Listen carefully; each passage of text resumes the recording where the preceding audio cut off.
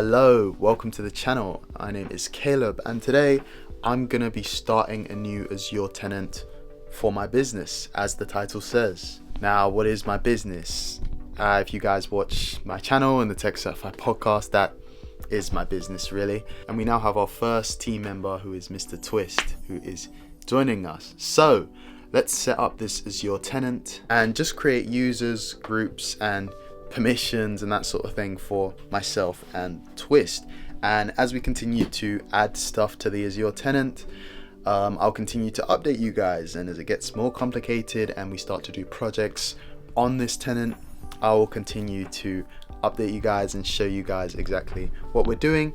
And I know there are a lot of people that follow this channel that are Azure engineers that work in Azure, so if you guys have suggestions as you're watching this, things we can add for how we can continue to add functionality, different services that we can use that could be helpful for us, then definitely put that down in the comment section. Definitely like this video and subscribe to this channel. Okay, let's get into it. So when we go to azure.microsoft.com, this is the page we get.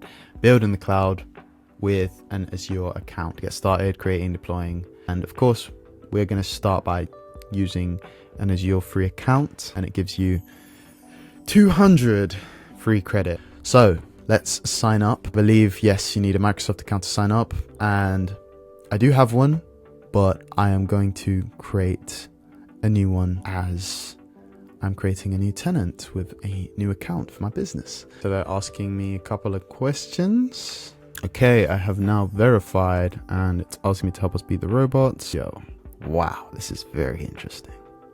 There we go, that way. Cool, that is some new beat the robots type of thing. Haven't seen that one before. So I need to put in my information. First name, Caleb. Now this part you should note, if you are creating a tenant of your own or planning to, you of course have to put in your card details, which is a bit risky, and that's why using the cloud is a bit risky. Obviously, if you're not a business, you have to watch the numbers, because if you leave something on or use a service and don't turn it off, then your bill could just be going higher and higher and higher and you won't even know. So yeah, you gotta I think that's something that when we do set up the tenant, we'll probably implement, like alerts when a certain amount is being reached in terms of funds, or like the cost is reaching a certain amount.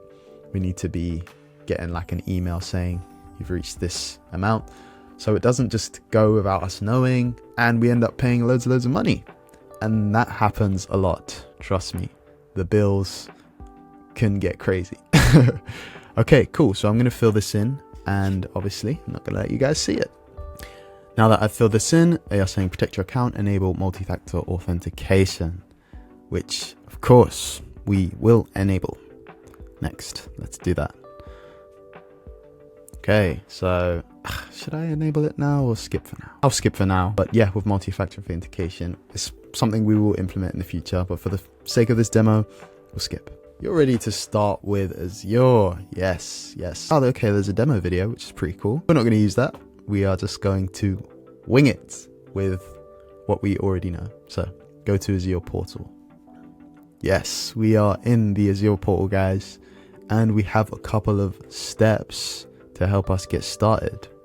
Amazing. All users are required to use multi-factor authentication to access the Azure portal beginning 15th of October 2024. So I guess we have to use that, which we will do. Just relax Azure, okay? Cool. Now get started in the Azure portal. This will take about 20 minutes. Okay, let's see what they're telling us to do. Oh, it's videos. Okay, it's like a quick start. It's like a course to help you get through and understand everything. For the sake of right now, we are going to skip that and just check out our subscription and resource groups. Okay, so this is our subscription is not yet here. Let us look at Active Directory. Oh, not Active Directory, Entra. See if we can access that yet, or do we need to do a proper setup first? Okay, got it. Okay, yeah, so we can access this. Let's see how much we can actually do with it at this point. Okay, we can add our first 2 users. Yes, create user. Our first user is got display name, Caleb. Title, I guess founder and host. And podcast host. Add role. Can we give global admin from here? Global admin. Okay, yeah, we can. Cool. I will have global admin, which global admin, for in case you don't know, you can manage everything, have access to everything on the tenant, and you're basically, yeah, it's a privileged role that you can do everything, as it says, aspects of Microsoft Entra ID and Microsoft services that use Microsoft Entra identities. Okay, cool. So that user is created, Caleb Oni. Now, let's see if we're here in users. Oh, okay. Okay, so this is interesting. Okay, so of course, they already created a user for me, which I didn't realize. Yeah, I used this account to sign in. So I already have an account here. And does it have global admin? What permissions does it have? Assigned roles, let's see. It will obviously have global admin already. So therefore, we can get rid of the one I just created. Delete. Thank you. Let's refresh it. See if he goes away. Okay, yeah. He's gone. Now we're going to create a user for our friend Twist. Okay, this is an interesting domain, which I'm probably going to change at some point. But for now, I'll settle for that. Generate password. I'm going to auto generate password for Twist. Okay, so we've got 2 users now. Subtitle. Twist is the technical content manager. Okay, now we've got our 2 users, myself and Twist. Let me just refresh that. Yes, perfect, amazing. Cool, so that's one aspect done. Guys, let me know what you want to see me add to this tenant, what would be cool to do and to add, or what you would want to see implemented. So I suppose the next step is to add multi-factor authentication to my account. Now I can do that right here. So I'm logged in, go to my Microsoft account, and I think security, 2-step verification. Yeah. Okay, it's off right now, so I will turn that on. I think most people these days do this with the Authenticator app, the Microsoft Authenticator app on their phone, which is what I will use. You can also use your phone number, but it is not as secure to use your phone number because, anyone can just see the code and use it rather than they could see a code pop up on your phone and then enter your account and stuff like that. With the app, it's a lot more secure that way, but it's another option. So, here we go. You can use an alternate email address, you can use a phone number, or you can use an app. And of course, I'll use an app. I already have the app on my phone, so give me a second. Okay, now as you can see, 2-step verification is on, it's live and it's active. Of course, I couldn't really show you guys my authentication because, someone watching this would probably try and hack me. But what happened is, you get, they show a QR code, you go on the Authenticator app on your phone, scan the QR code, and you're good to go and to verify moving forward. Okay, cool. Let's head back to our portal. Okay, now before we start having fun with anything, a really important thing to do is to set a budget, because like I said before, things can get really out of control on a cloud platform and you could start spending way more than you have. Now, let's go to cost management and set a budget for our tenant before we create any resources, anything further. Okay, so monitoring. Okay, budgets is right here. Now let's add a budget for our account. So you got to give the budget a unique name, tenant budget. Let's say we're going to use this tenant we're going to use the most of the free credits, which is $200 US, this month, let's say we're going to use about half of that. Now the amount, as I said, they've given us $200 of free credit, and we don't even want to come close to using that in a month. So let's say in a month, we want to use like $50. And I'm not really sure how much each thing we're going to do is going to cost at this point, but I think for now we could settle with 50, and you can always change this. So let's just start with $50 monthly. Email recipients. So yeah, we'll get an alert if we are going over that budget or close to that budget. So we can do either forecasted or actual. So we can do, if it's forecasted that it's going to go over this amount, then alert us. Or if it's actually going over, then alert us as well. Let's do forecasted. And let's say if it's at 80% of the budget, then send us an alert. So if it gets to 40, the budget is $50 for a month. If it is getting to 40, I need to be alerted. Okay, cool. And they will send that alert to this account. There we go. We have our first budget in place of $50 a month. And if it gets close to that, if it gets to $40, we will be alerted, which is amazing. Now let's create our first virtual machine. This is probably like the exciting part. Let's see, do we have a resource group yet?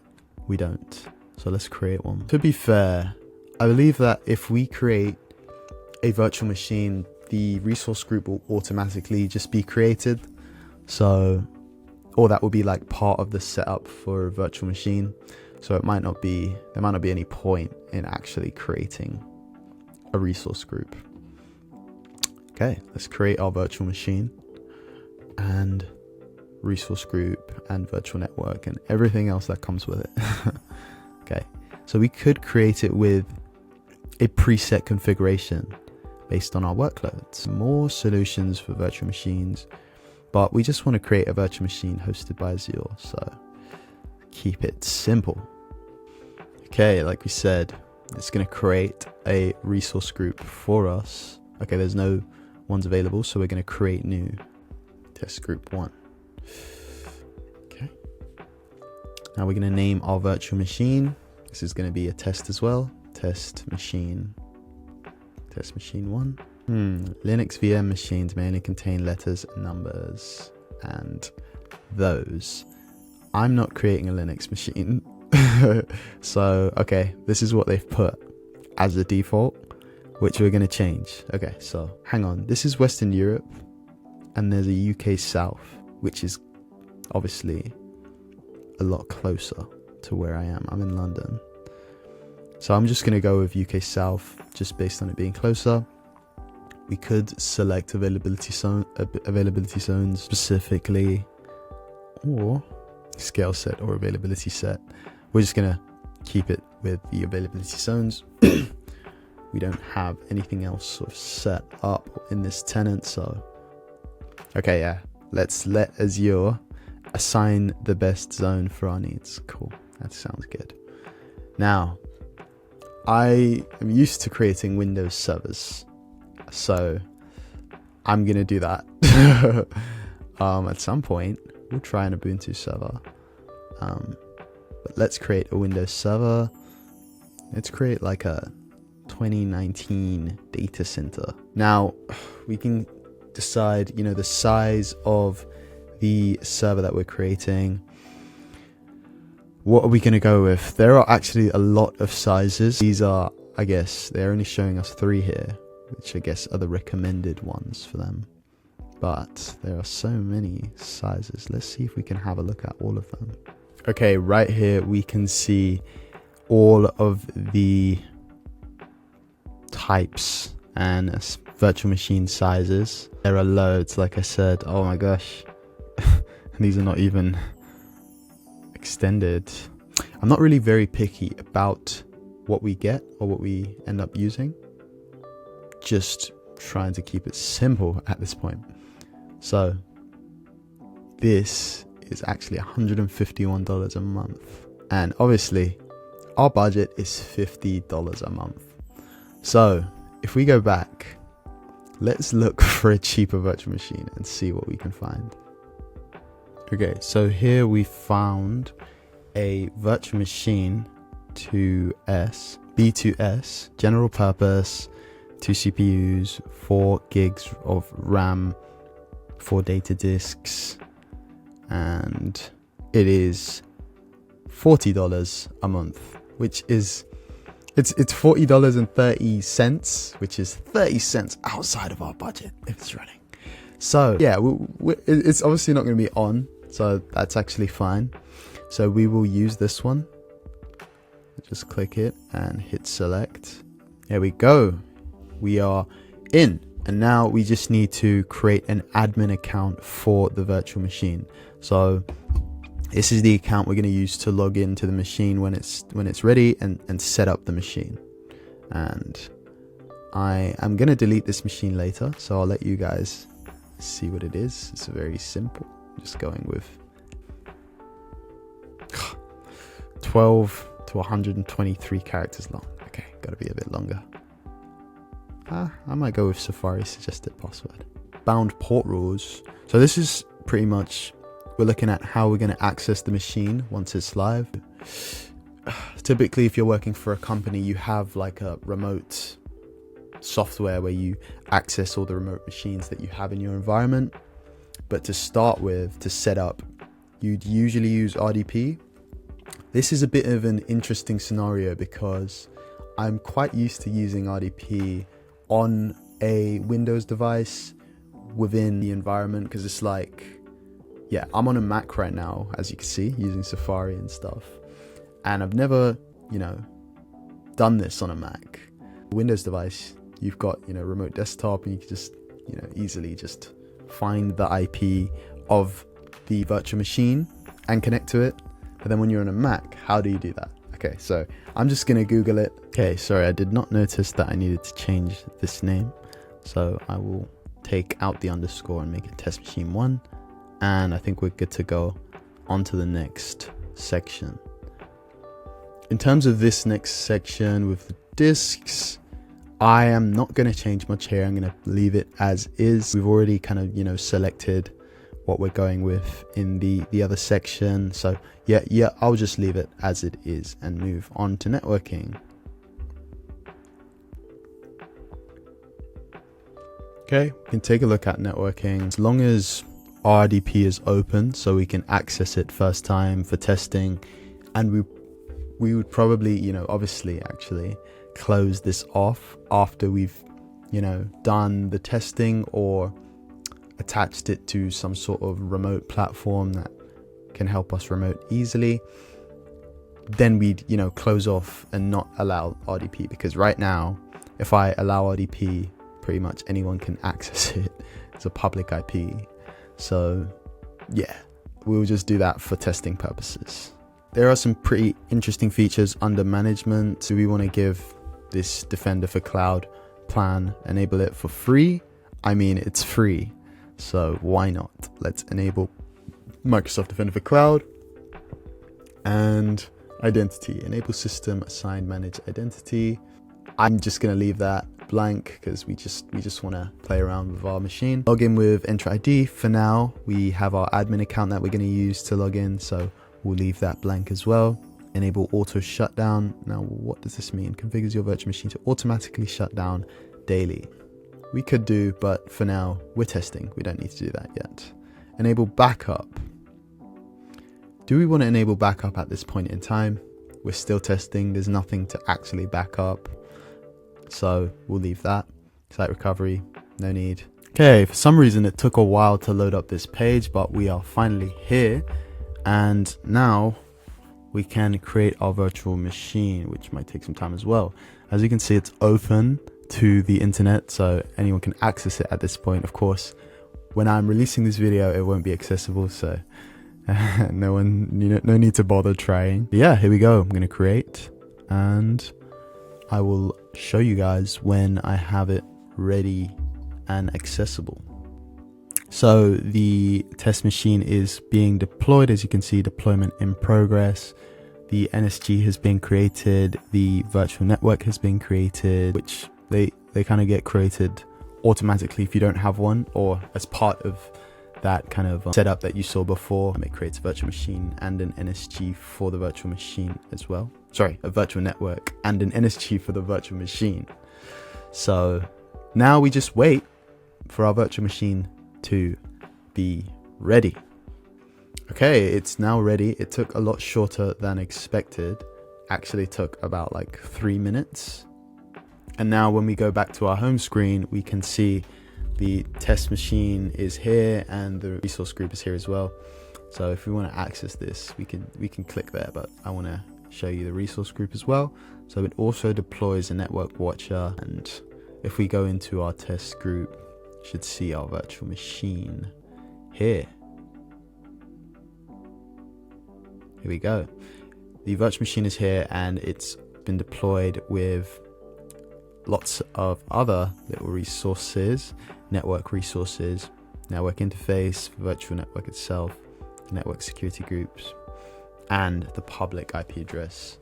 So let's click into our virtual machine. Cool, here is our machine and it is running. Now, how are we going to connect to this machine so that we can test it, play around with it, try it out, and that sort of thing? So we're going to click connect up here and we'll click connect. And then we're going to see the public IP address that we're going to use to connect to this virtual machine. Now it's kind of time to figure out, how we can remote desktop with a Mac device, because I'm so used to doing this with Windows devices and I've never done it on my Mac. So let's see. And there are a couple of apps in the Apple or the Mac store or App Store or whatever it's called, where we can get apps that we can use to remote desktop. There is a Windows app which we can use to remote desktop, so I'll just use this. So at the moment there are no devices or apps. Now let's see if we want to log on to a PC. Okay, perfect. Now we just enter the IP address that they gave us on Azure. No, that's not it. Let me find it. So we're just going to grab this IP address right here, copy to clipboard, and place it into our remote desktop thingy. And credentials, ask when required. Yeah, whatever. Cool. Now that we've got it in, let's click add. Cool, here is our device. Now let's try and log in with the admin credentials that we used to set it up and see if we can get in. Yeah, I don't know if you guys saw the mistake I made, but I put admin instead of admin, which was interesting. But let's see if that works now. Okay, yeah, it does work. I didn't realize. Now, I guess it's admin instead of admin. Okay, cool. Now we're in on our virtual machine. We are using this Windows Server 2019, I believe it was, and we are on a Mac. So this is pretty cool, guys. This is the fun part. Now we get to set up our virtual machine and do whatever we want. Right now, to be honest, guys, I'm not actually, we don't actually need this for anything related to the business, this machine. We will probably need the tenant at some point, but the machine itself, we don't actually need this. This is more just for fun, to be honest. And I'm probably going to shut down this machine once I'm done playing around with it. Guys, let me know in the comment section what I should do on the tenant or with this machine to add a lot more functionality to the tenant. I want to be having a little bit more fun with setting things up in the new tenant which we've just created, even if it's just demos for the channel or just interesting stuff that I can do to play around or even just to learn for myself.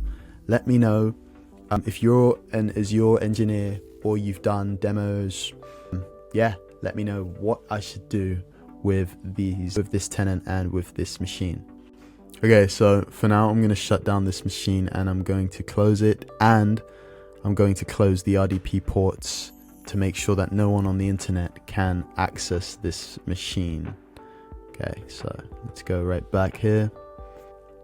First things first, as long as the machine is running, a certain amount of money is being taken from your cloud platform. So we need to stop it, make sure it's not running, so that I am not paying for it with my free credits, of course, for now. But you know, after the 30 days, it won't be free credits. It will be from my account. And now finally, let's take this account and close the RDP ports, and we can do that in the network security group. So let's go there, NSG right here. But funny enough, it actually puts like a warning sign telling you that your machine is accessible to the whole internet. So we have to close this and make sure it is not accessible to the internet, and only we can use it and we can access it. But for now, I'm just completely going to delete this RDP rule so that it is not accessible to anyone else. And when we do want to use this machine again, I'll recreate it, and then I will create a private IP, but we don't, and then I'll sort of attach this to some sort of remote network for our team and our group, and something that only we can access and use. But for now, let's close this RDP port. There we go, it's gone now. So if anyone is trying to access this, they won't be able to. Yeah, so now if we go back to the actual machine, the public IP that was there before, let's see if it's still there. Okay, so the public IP is still there, but you won't be able to RDP onto it. So even if I start the machine and go back to the app I was using to remote desktop, and I try and access the same device, the same virtual machine right here, and I use my same, it won't even get to the part that I'm using my credentials because that port has been closed. So this is probably going to time out at some point. There you go. We couldn't connect to the remote PC, make sure it's turned on and connected to the network, and that remote access is enabled. Well, it is not enabled. And once again, I'm going to stop it to make sure I'm not incurring any costs. And what I will find pretty interesting is seeing if we've actually spent any money during that time, if we've actually incurred any cost from that little experiment, that little test, and that machine that we created. So let's go to our budget and see if we have. Okay, so right now we haven't spent anything. It's $0, but maybe it just takes a while to update and we've spent like 2 cents or something really small. But yes, for everyone watching, I hope you've enjoyed this. That was fun. Let me know if you guys want to see more content like this, if you want to see more demos or more advanced stuff. Today we created a tenant and we created our first virtual machine for our company. And if you want to see a lot more technical content on the channel, let me know. If you want to see more advanced stuff going on. Okay, thank you so much for watching, and I'll see you guys in the next video. Peace.